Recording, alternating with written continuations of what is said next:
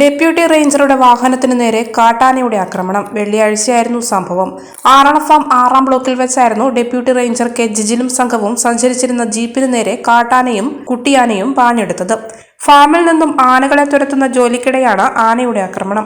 ആനയും കുട്ടിയാനയും ജീപ്പിനു നേരെ പാഞ്ഞെടുത്തെങ്കിലും ജീപ്പ് പുറകോട്ടെടുത്ത് ശബ്ദമുണ്ടാക്കി ആനയെ തുരത്തുകയായിരുന്നു.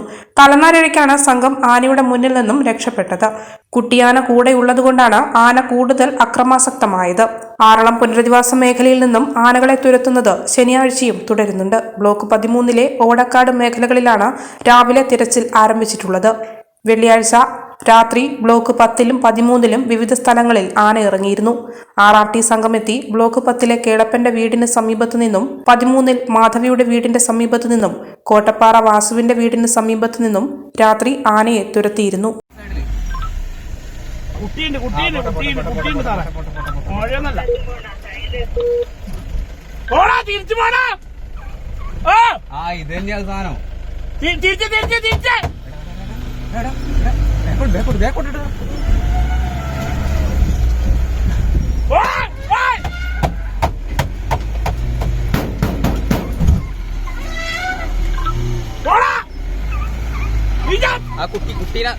നോക്കുന്ന